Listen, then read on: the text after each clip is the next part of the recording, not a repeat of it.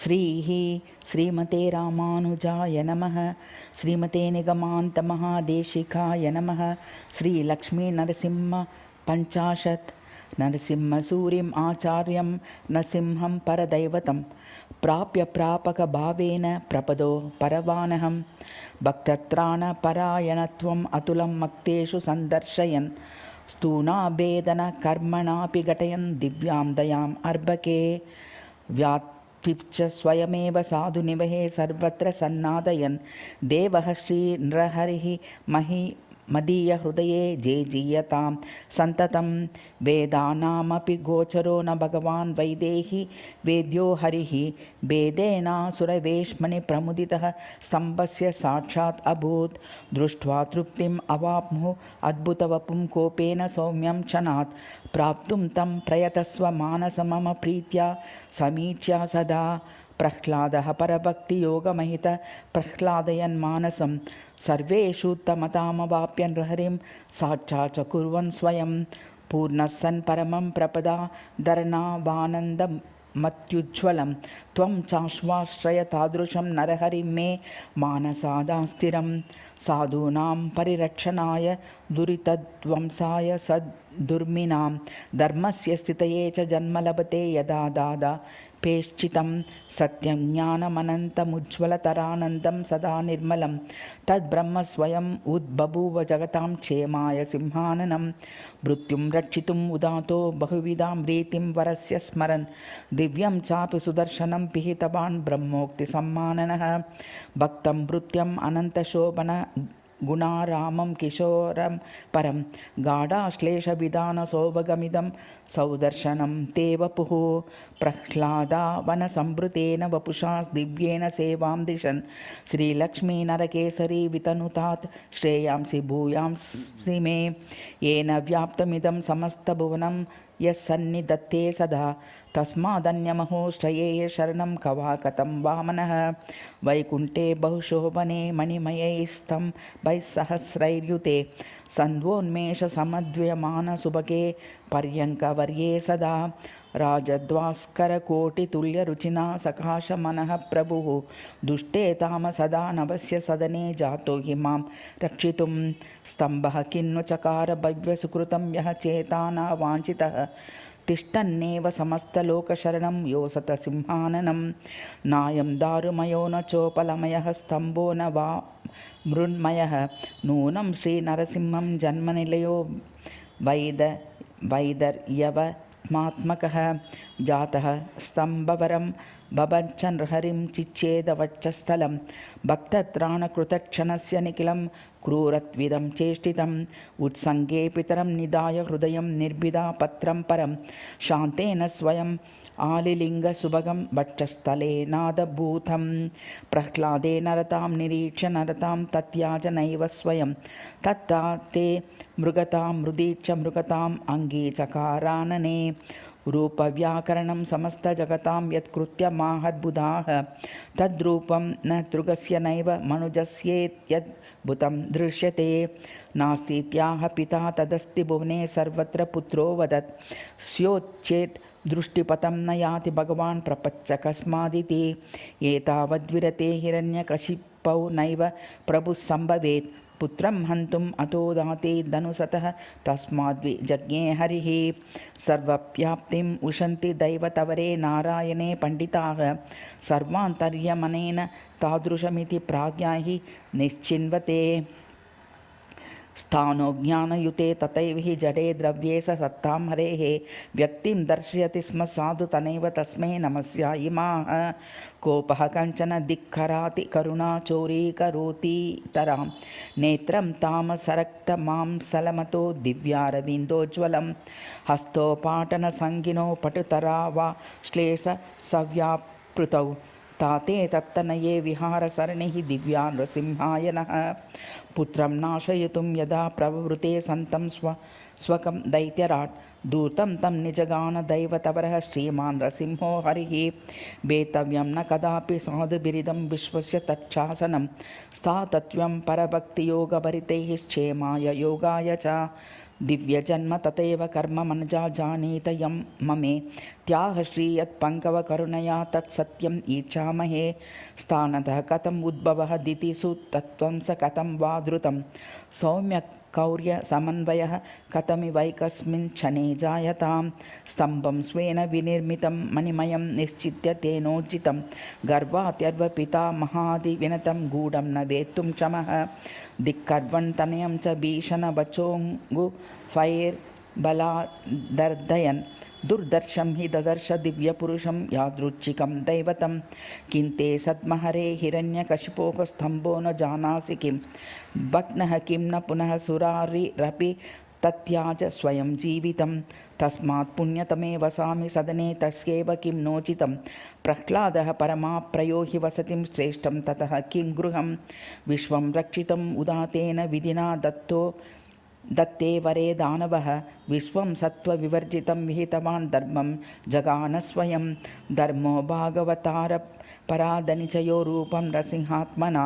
धृत्वा तं निजगान भूरियशसे धर्माय तस्मै नमः दूरीकर्तुमना हिरण्यकशिपुं दरीचकार श्रियं सा त्यज्ञातविनिग्रहा सकरुणा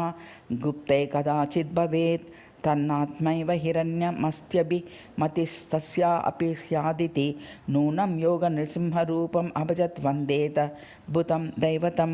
वृत्तिं कल्पितवान् क्षणेन जगतां धर्मस्य चोत्मल्लकं हत्वा त्वं नुहरे नभश्चरणगणान् भूयोऽपि सस्तान् व्यदाह स्वस्वं भागम् अवाप्य शोभनदियो भूयस्तरां केचराः निर्भीका सकमाप्नुवं मम विभो शान्तिं विदत्स्वादरात् वेदानिवृत्तिमाप पाकदमनोभूतिं परां योगिनः सिद्धिं सत्तपसां प्रसूतिम् अभजन् पुष्टिं तपस्यादनाः सर्वे किं पुरुषा महापुरुषतां विद्यां स विद्याधराः गन्धर्वा शुभगाननैपुणमहो किं किं न साध्यं हरे कोपश्यन्ति मयो रवः शतिमयो देहो न कं पामयः वीक्षा धर्ममयी मनः प्रियमयं क्षोत्रे विवित्सामये श्वासस्तोषमया करो सुममयौ जिह्ना सदामप्यपि ज्ञानानन्दमयं भजामि नृहरिं रक्षामयं दैवतं येन त्वं सुरवैरिणं निहतवान् निश्लेषयेनार्भकं येनैवा भयम् आश्रितोषु निददे दग्ने च येनाचलः पद्मं येन धृता च हरिणी पद्मा सबते सतां सोऽयं रक्षणदीक्षितस्तव करो मां रक्षदा दन्वहं दुःखं दुर्धरम् अन्वभावि शिशुना भूयस्तरां दुर्वचं तत्रोदासि कुतः त्वदीयनिधने किं नानुतापस्तव स्वीयेनैव बलेन दानवसुतः संरक्षितश्चेत्वयं कां शक्तिं परभक्तिरूपमहितां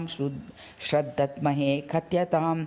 सिंहस्त्वं गिरिकन्दरेषु वसति सम्प्राप्य सम्मोदसे स्तम्भे तामससद्मनि स्थिरतरं स्थातं कथं प्राभवः स्तम्भं तं तरसा प्रपीड्य धनुज प्राणांश्च कोलाहलात् मोदं साधुजने तनोषि भगवन् संरक्ष माम् अर्भकं सिंहाः सन्ति वने गिरौ च गहने तुङ्गे स्तन्वा मृगाः गुल्मे शैलपदे जनिस्तु विदिता तेषां निसर्गोचिता जातस्त्वं नरकेसरी मणिमयस्तम्भात् गृहे रेः प्रभो सर्वेष्वेव ततोचलेषु ददृशी नारायणः केसरी वैकुण्ठे प्रलये च नीरभरिते क्षीरोबधौ वासतां स्वान्ते पर्वतमर्दसु श्रुतिगिरां चूडापदे भूतले सन्ध्यायां शरणागतार्तिदलने प्रह्लादनामोद्धृतौ भक्तानां परितो विभासि भगवन् श्रीमन् नृसिंहं प्रभो एकत्वं व्यहनि हिरण्यकशिपुः प्रह्लादहिंसोल्बणं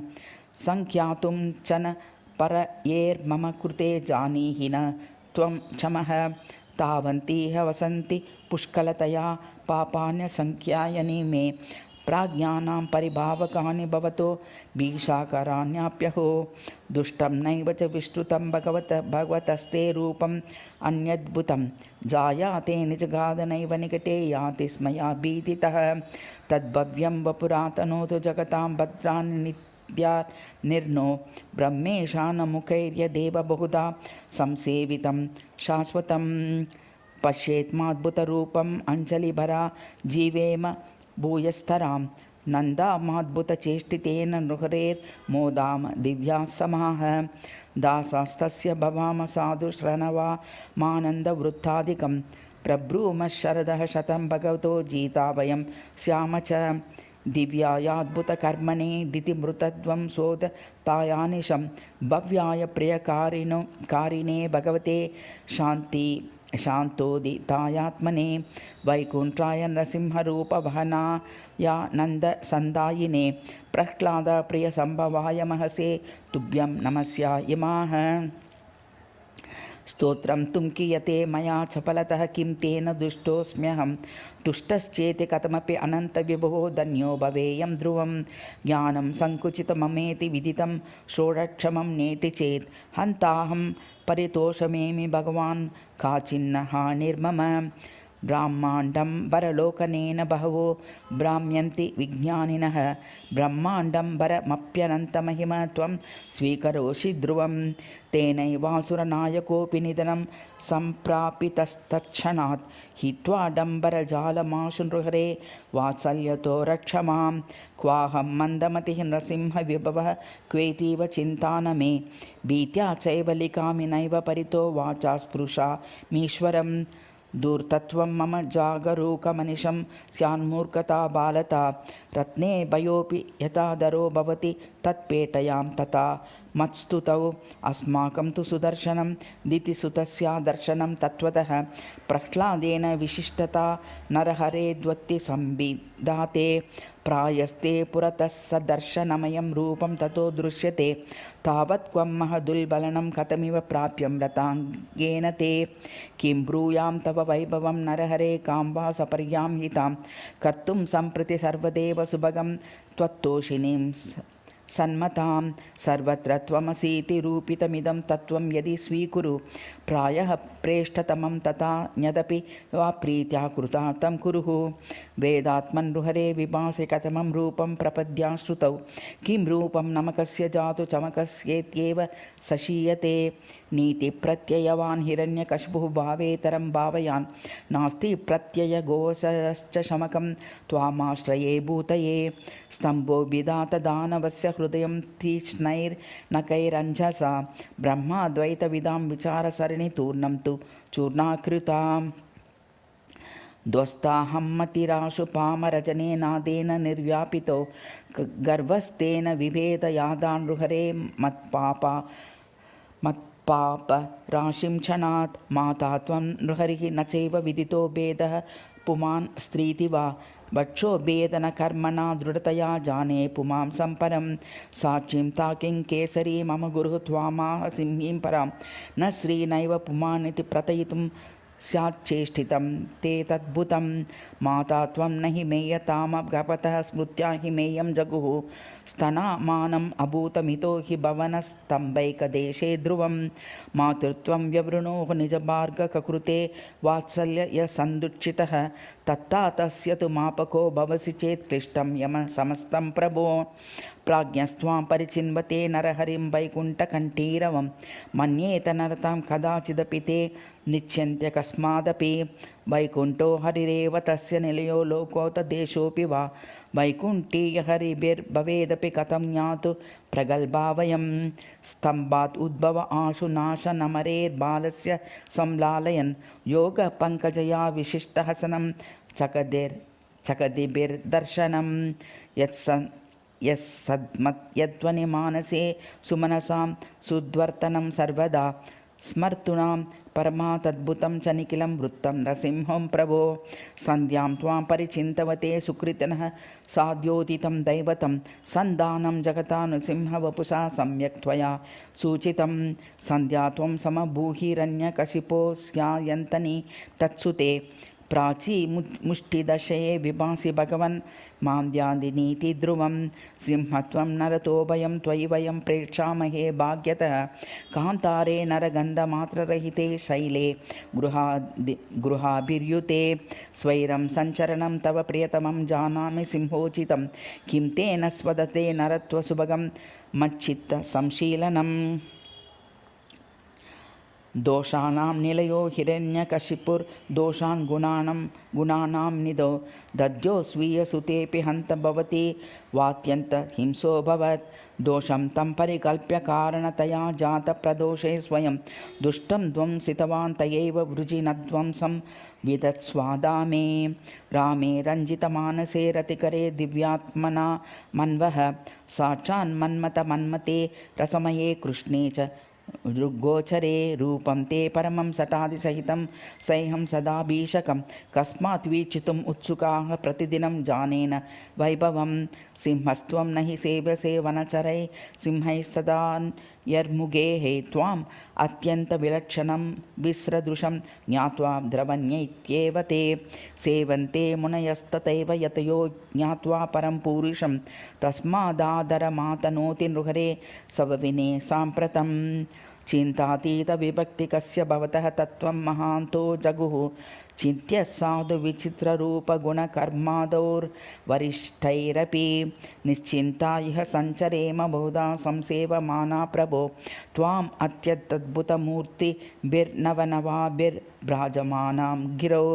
प्रह्लादो परमा न चास्ति भगवन् भक्तिस्त्वयि स्थेयसि प्राज्ञानाम् अनुवर्तनं च न हि मे सम्पदातां किं नु मे देवी सा करुणा न चास्ति यदि ते का वा गतिः सम्भवेत् मामाराधव मन्दमप्यतितरां श्रीमन्नरसिंहार्भकं स्तोतुं न प्रभवामि मन्ददीक्षणे जानामि चैतद्ध्रुवं नूत्रः सातकतां करोमि वचसां द्वित्राक्षरो म्रेडनात् वाचा त्वं पीरतुष्यसीति विदितं मज्ज्वलपनं स्वीकुरु श्रेयस्सन्ततिमादरेण पठताम् एतं स्तवं श्रीहरेः आत्रेयः कविवादिसिंह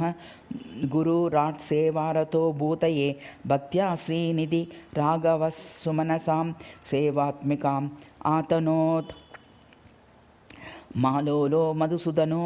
मधुमयी माता तया भार्गवी मान्यो वेदशिरो गुरुश्च मुदिताः प्रीताम्ब वत्यन्वहम्